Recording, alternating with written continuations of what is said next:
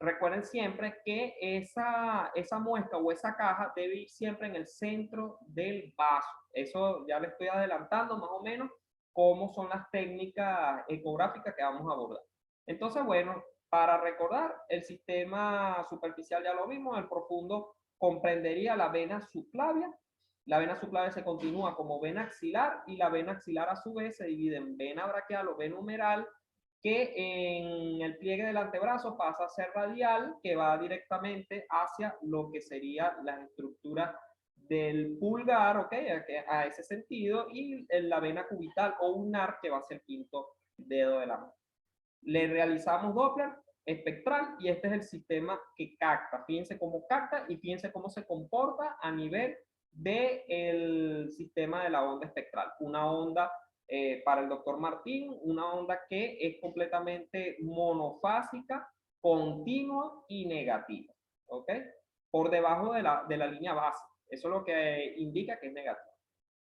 ¿Ok? ¿Alguna duda hasta ahora? Todo bien. Perfecto, doctor Palermo. Todo bien. Ok. Seguimos. Sí, chévere, todo bien, doctor Manuel. Perfecto. Bueno, entonces aquí un ejemplo de la vena axilar. La forma de abordar la vena axilar, tal como aquí lo indica el transductor. Recuerden siempre que la vena subclavia siempre se explora por debajo de la clavícula, ya se los mencioné. Colocando el transductor en forma transversal, porque si lo colocan longitudinal se van a enfrentar directamente al hueso y pues no va a ser coherente estudiar la vena así, con una interferencia ósea allí importante. Entonces se utiliza en forma transversal. Cuando hablamos de la vena axilar, sí debemos colocarlo de esta forma. O sea, colocamos el transductor directamente transversal, paralelo al pliegue del brazo. ¿Por qué? Porque cuando lo vemos así, vamos a poder estudiar a la vena así, directamente, como si estuviésemos haciendo un corte allí transversal, tal cual. Entonces, ¿qué es lo primero que debemos hacer cuando estudiamos el sistema profundo? En el caso de la vena axilar, es que debemos comprimir. O sea, con el mismo transductor hagan una presión sobre la vena. La vena debería mostrarse así. Fíjense que sigue estando la arteria, porque como les digo, ella maneja presiones y obviamente el mismo sistema muscular no va a dejar que se comprima, pero la vena desaparece. ¿Por qué? Porque está comprimida. Está obviamente aplanada por la misma presión del transductor. ¿Ok? Entonces eso es necesario siempre que lo hagan, porque esto puede, si esto no ocurre, si la vena no se comprime, es un indicativo de trombosis. Y ese indicativo tiene una alta especificidad y una alta sensibilidad de trombosis. Entonces siempre es importante que compriman cada vena que estén estudiando. Cuando sea la subclavia, algo que se me había olvidado mencionarle, es que la subclavia no se puede comprimir. No se comprime por cuestiones anatómicas. Recuerden que está el músculo subclavio y toda parte de eso. Hay mucha resistencia muscular que no permite una adecuada compresión de la vena. Entonces, en esos casos, con que ustedes coloquen Doppler y capte la vena, ya eso es más que suficiente para realizar el abordaje. Seguimos explorando, vamos más abajo. Fíjense que aquí nos conseguimos nuestra amiga, la vena braquial. Otros le denominan la vena humeral, y recuerden que siempre deben comprimir. Siempre va a estar acompañada de su arteria, que siempre es homóloga a la vena. ¿Ok? Y finalmente, recordar que está también la vena ulnar y la vena radial, que siempre debemos abordarla y que están acompañando cada una a la arteria radial y a la arteria ulnar respectivamente. O sea, siempre cada vena de ellas son dos venas. O sea, dos venas radiales y dos venas ulnares. Dos venas radiales que acompañan a la arteria. Siempre esto es necesario que ustedes lo tengan en cuenta, porque si ustedes no tienen en cuenta eso, ustedes entonces en el sistema profundo se pueden enredar.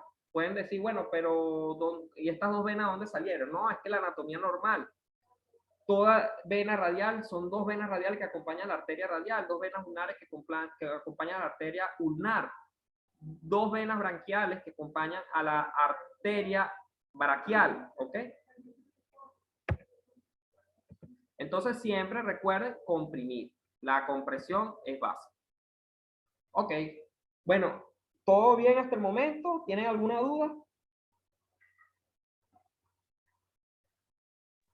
No, ninguna hasta el momento. Ok, todo esto es anatómico. Todo esto que estamos estudiando es anatomía ecográfica y anatomía espectral. Ustedes me dicen si quieren continuar miembro inferior, si se sienten bien o están cansados. Sin ningún problema lo podemos pautar. Ustedes me dicen. Por mí, continuar. Ok, doctor Palermo. Igualmente, chévere, sí, lo que viene también es anatomía del miembro inferior. Sí, sí, estamos en anatomía. Chévere, podemos terminar hoy toda la parte anatómica entonces, si quieres. Perfecto, está bien. Bueno, el sistema venoso del miembro inferior es igual de fácil. Aquí lo importante es que consideremos que hay dos sistemas igual, un sistema profundo y un sistema superficial. También se le denomina sistema epifacial o sistema subfacial, como ustedes deciden. Hay también venas perforantes que son completamente fisiológicas. Ya les dije que la única forma de yo decir que hay una perforante patológica es que pase de 0.2 centímetros. Eso ya lo vamos a abordar cuando estemos en insuficiencia. Entonces, esto es necesario que ustedes lo tengan en cuenta. Hoy en día se ha cambiado la terminología. Seamos médicos integrales, seamos médicos actualizados. Ya no van a utilizar el término de femoral superficial. Esto pasó a ser solamente vena femoral. Entonces, cuando hagan un informe ecográfico, utilicen la nueva nomenclatura porque eso le va a inspirar más confianza a su médico cirujano cardiovascular. La vena safena magna ya no es magna, ya ahora pasa a ser vena safena mayor. La vena safena parva ya no es parva, ni corta, ni externa, ya pasa a ser vena safena menor. El callado de la safena mayor pasa a ser confluente safeno-femoral o unión safeno-femoral. Y el callado de la safena menor pasa a ser confluente safeno-popliteo o unión safeno-popliteo. Les traigo este apartado de terminología porque esto es lo más actualizado y es importante que ustedes manejen esto para que puedan dar un informe de calidad. Esto lo dijo el Congreso Mundial de la Unión Internacional de Flebología, imagínense, en el 2002, y aún hay médicos reportando la nomenclatura antes del 2002. O sea, estamos entonces en una era ya actualizada y debemos entonces utilizar términos actualizados. Obviamente sabemos que siempre los comités europeos implementan primero su terminología allá y llega años más tarde al continente americano. Pero en este caso debemos empezar a utilizarlo por lo mismo que les digo. Siguen habiendo colegas, ecografistas, radiólogos que siguen reportando la nomenclatura antigua y eso ya no puede ser utilizado. Vena femoral, vena safena mayor, vena safena menor, unión safeno-femoral o confluente safeno-femoral y la unión safeno-poplita o confluente safeno-poplita. A partir de ahora, así lo vamos a denominar. La vena femoral común, que es la primera que se estudia, sigue teniendo su mismo nombre, femoral común. Por eso no la incluí.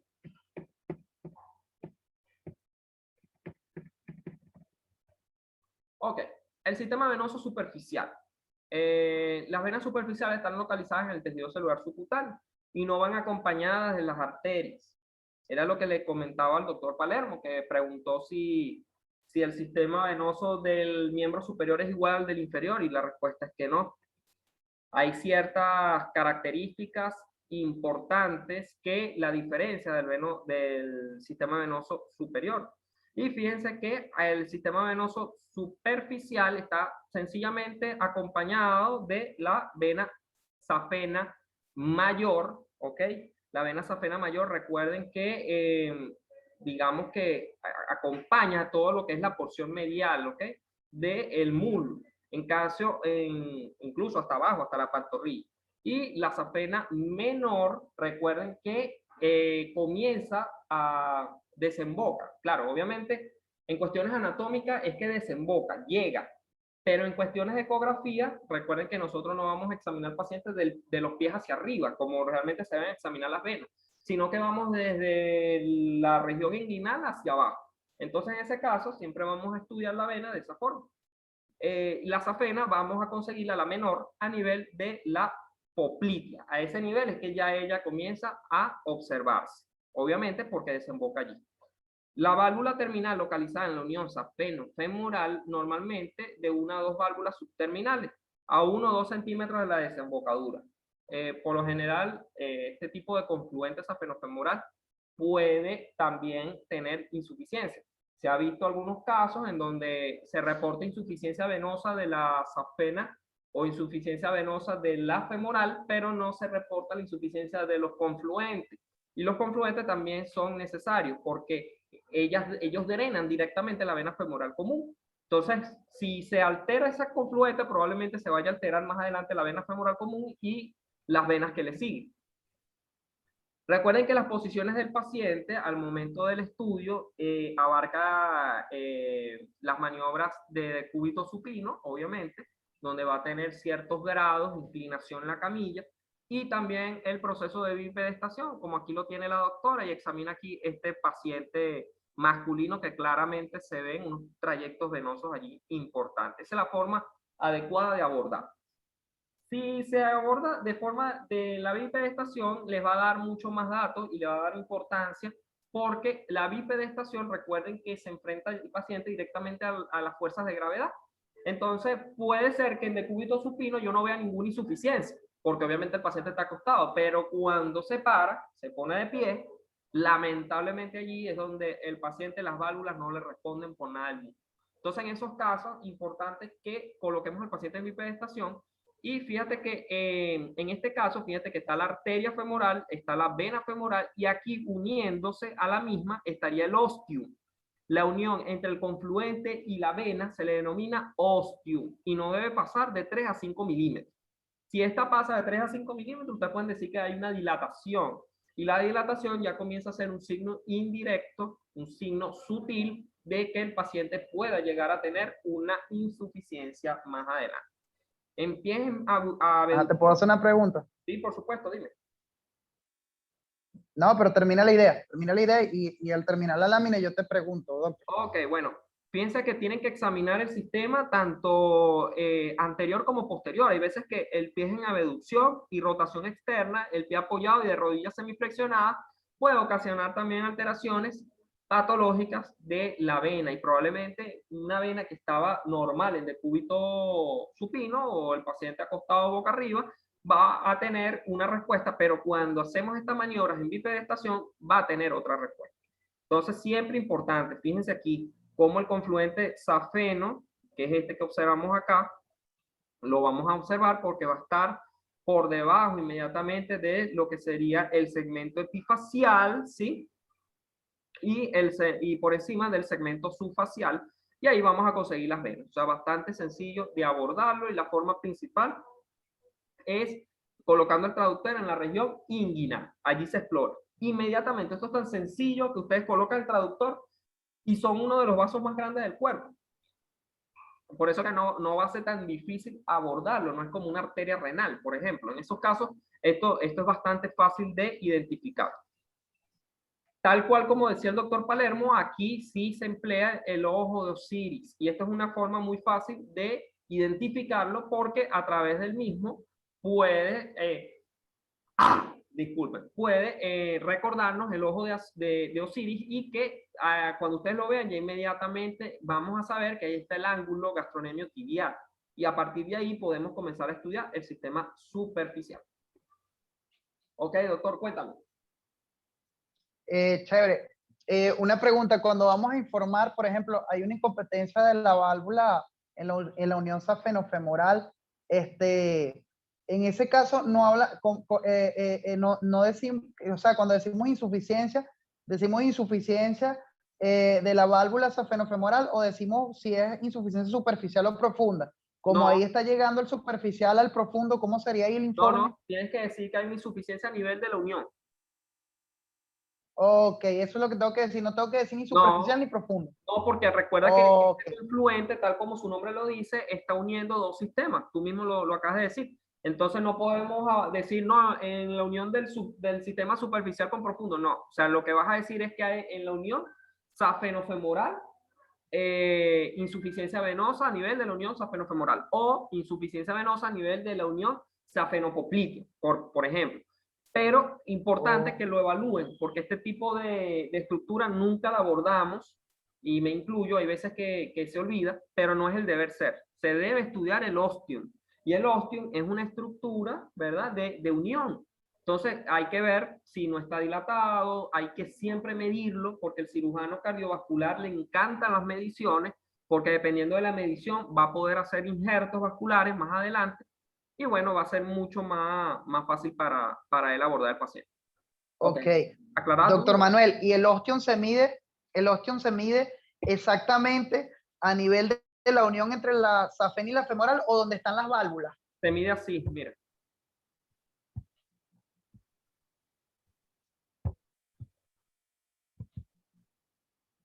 Ok, se mide en esa imagen. Sí.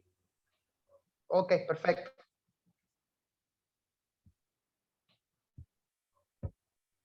Ok.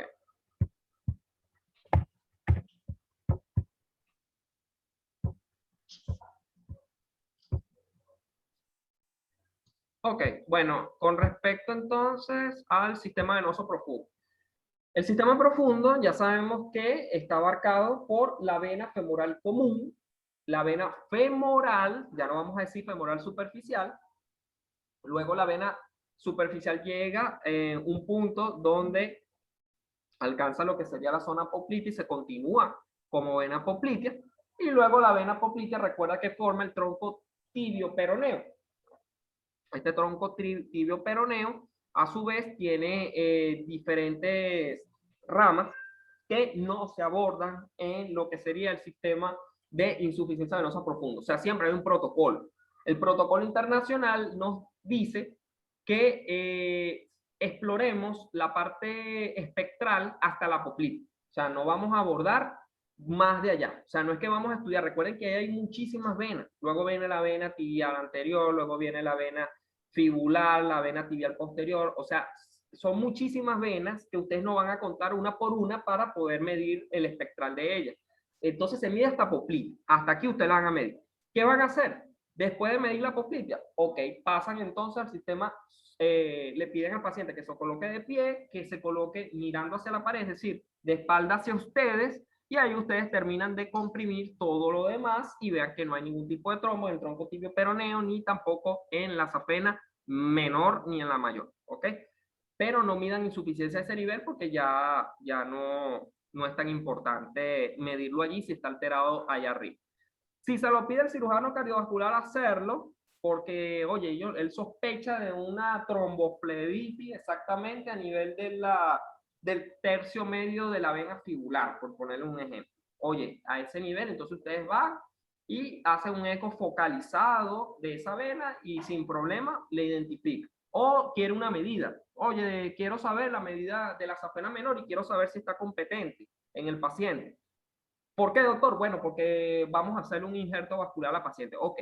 Entonces, en esos casos, ustedes allí es donde van a estudiar insuficiencia venosa. Pero eso se lo van a pedir. O sea, no lo vayan a hacer de protocolo porque no se indica de esta forma. Aquí, bueno, un ejemplo de la vena poplitea junto con la arteria, lo que sería las fibras musculares, las fibras nerviosas, los músculos que la componen. O sea, hay una cantidad de anatomía que obviamente en cuestiones lógicas no vamos a abordar cada una de esas estructuras, pero sí es importante que ustedes la vean con calma y puedan identificar y diferenciar una de otra, porque es necesario. Si ustedes no identifican esto, cuando vayan a ver la ecografía, van a verse poco de músculo, van a verse poco de vaso y no van a saber cuál es cuál. Entonces, es importante que a nivel ecográfico logren identificar primero la anatomía morfológica básica que vimos en pregrado para luego llevarla a la morfología ecográfica. La técnica ecográfica del miembro inferior del sistema profundo se aborda de esta manera. Aquí donde se observa esta pequeña imagen o esta línea azul es la forma en que ustedes van a colocar el transductor. Fíjense que es transversal y esto va a resultar una exploración exitosa. Si ustedes colocan bien al paciente, colocan bien el transductor, saben cuándo le van a pedir al paciente que puje, que deje de pujar, los cambios que va a tener la vena en el monitor y todo eso, fácilmente ustedes van a abordar al paciente de forma exitosa. Entonces, siempre importante que compriman la vena El sistema profundo, así como les enseñé en el superficial a comprimir, en el sistema profundo también deben hacerlo. Y la vena debe ser así. Toda arteria, la arteria femoral común, en este caso, acompañando a su vena femoral común, comprimimos y fíjense que aquí la vena femoral común desaparece. Ahora vamos para la femoral. En este caso, la femoral, recuerden que ya no se usa el término femoral superficial, vemos lo mismo. Aquí está la arteria femoral y aquí está la vena. Comprimimos en el paciente y vemos que aquí la vena no desaparece, pero fíjense aquí cómo se aplana. Sencillamente por la misma presión del transductor. Entonces aquí con compresión, tal como aquí lo colocó el colega. Seguimos hacia la poplitea, volvemos a hacer lo mismo, aquí se invierte la relación. Fíjense, si aquí la vena, fíjense que está aquí por debajo de la arteria, aquí la vena pasa a estar encima de la arteria. Entonces, eso es una forma fácil, una mnemotecnia para reconocer cuál es arteria y cuál es vena. En el caso de la poplitea, la vena siempre va a estar por encima. O sea, hay una inversión de la relación arteria-vena. Entonces aquí comprimen y desaparece. Ok, recuerden que las venas de la pantorrilla deben estudiarlas solamente para búsqueda de perforantes patológicas y varices. Generalmente se utiliza de igual forma un transductor lineal.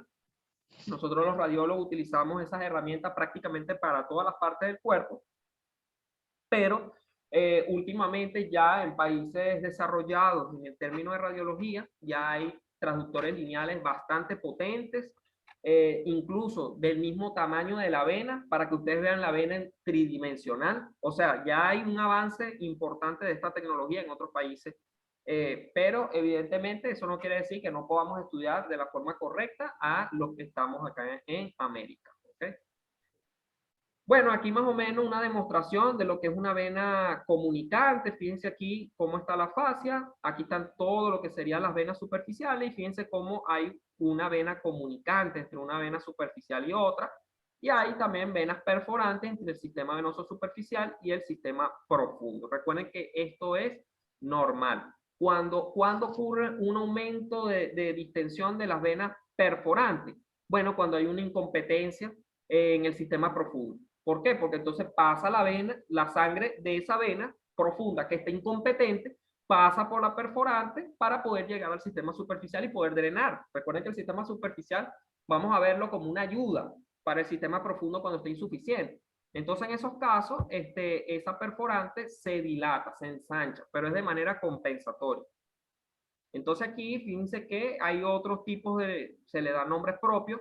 Aquí está la unión safeno-femoral. Y fíjense que también pueden denominar a las perforantes de Hunter, las perforantes de Holt, las perforantes de Boyd y las perforantes de Cockets. Todo este tipo de perforantes son nombres propios anatómicos que ustedes pueden emplear en su informe ecográfico. Yo particularmente a veces lo utilizo. O sea, yo no utilizo siempre los nombres comunes, sencillamente porque o el clínico a veces no me va a entender, porque esto es una nomenclatura radiológica, ecográfica, anatómica, el cirujano cardiovascular sí me lo va a entender, pero es necesario que siempre tengamos en cuenta utilizar el nombre de la perforante por el sitio anatómico donde esté. El de Hunter, ya ustedes saben, a nivel del tercio medio del muslo, ya acercándose a la poplita estarían las de Dot, más abajo en el tercio proximal de la pantorrilla las de Boyd, y finalmente las que ya se acercan prácticamente a la zona distal o hacia el pie, las de Cox. Aquí les traigo una representación esquemática de la topografía de todos los sistemas venosos. Esto es una chuleta imprescindible cuando ustedes hagan el informe ecográfico, porque aquí le está diciendo prácticamente dónde está. O sea, le está diciendo, por ejemplo, si vemos que hay una perforante a nivel de poplitea en toda la región central. Ok, esto lo identifica con el número 5.4.2. Nos vamos entonces al 5.4.2 y es una perforante ciática. ¿Vieron? Entonces, todo esto son los nombres que se le dan a cada una de las perforantes. Esto es, sí se puede aprender, pero hay que hacerlo en la práctica. O sea, practicando mucho, haciendo muchos pacientes.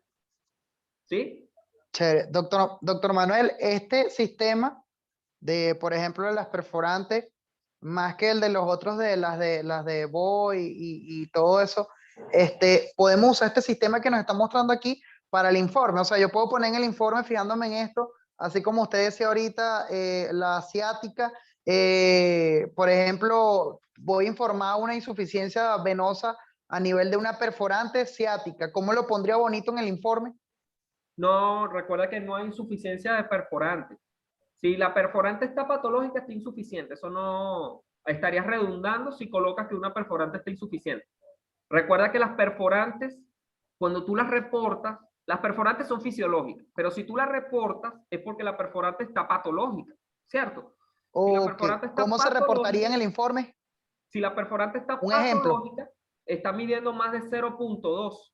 Entonces, lo único que tú vas a colocar en el informe es que se observa una vena perforante patológica ubicada a nivel de, por ejemplo, si es la 3.3, a nivel lateral de la pierna. Listo. Con eso usted se lo manda al cirujano Ok, cardiovascular y perfecto. ya es suficiente. Ya le estás dando primero patología, le estás diciendo que hay una perforante. Y segundo, le estás diciendo la ubicación anatómica. Ya el cirujano cardiovascular verá qué hará con esa perforante. Si es manejo conservador, si le manda pentosifilina, si manda pacientes a hacer ejercicio, eso queda a criterio de él. Ok, entendido. Ok, siempre importante que realicen las maniobras de compresión y descompresión distal al transductor. ¿Qué quiere decir eso? Que siempre el transductor debe estar realizando presión sobre la vena para que no exista ningún tipo de trombo. El flujo es multidireccional y un diámetro por encima de 3 milímetros indicará que la perforante está patológica. ¿Con qué se come eso? Ustedes ven la perforante. Yo normalmente con una perforante mayor por encima de 2 milímetros, de 0.2 centímetros, ya coloco el nombre perforante patológico. Si te quieres profundizar en estudiar esa misma perforante, ok, busca un torniquete, se la colocas al paciente, comprime esa perforante y ve que el flujo sea multidireccional. Si eso ocurre, entonces ya es indicativo de que hay una perforante patológica o insuficiente. Pero como te digo, eso es a criterio de cada quien. Yo normalmente diagnostico la perforante, las perforantes siempre se va a ver, fíjate aquí denomina perforante yuxtatibial. En este caso, todo esto está en la imagen anterior de topografía, pero si ustedes la ven, inmediatamente la miden y si está por encima de 2 milímetros de diámetro, ya es suficiente para colocar el nombre de perforante patológica yuxtatibial derecha o izquierda. Fíjate, aquí está perforante. Se le denomina perforante porque mira cómo pasa del sistema venoso profundo al sistema superficial. O sea, atraviesa la fase. ¿Sí la ven?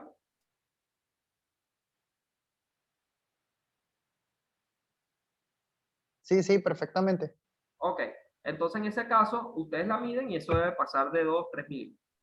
La vena perforante insuficiente, por eso Lo normal es no ver eso, doctor.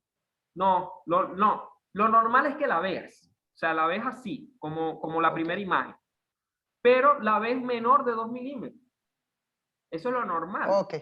Cuando tú la veas y está por encima de 3 milímetros, ya es suficiente para hacer el diagnóstico. O que tú realices lo del flujo multidireccional. Fíjate que la vena, o sea, por ser vena, el flujo debe ser venoso azul en el Doppler. O sea, quiere decir que se está alejando del transductor. Pero si más bien se acerca, quiere decir que esa vena perforante está completamente patológica. Y eso, la forma de hacerlo es con presión. O sea, tú realizas maniobras de presión distal de la pierna para entonces estudiarla con el traductor. Y tal cual así se ve. Mira esta perforante, 25 centímetros. O sea, esto es patológico de aquí a Pekín. Hay perforantes de reentrada, esto ya un poco de temas un poco más profundos, pero también pueden encontrarla. Permite el retorno del reflujo venoso sanguíneo superficial al sistema venoso profundo en el momento de la relajación muscular. Entonces, ¿qué pasa? Las venas, hay una vena importante que se denomina la vena de Giacomini. No sé si la has escuchado o la han llegado a ver. Esa vena se estudia muchísimo porque es la vena comunicante por excelencia. Entonces es anastomótica de la vena safena mayor o anastomótica magna. Recuerden que ya esos términos no se utilizan.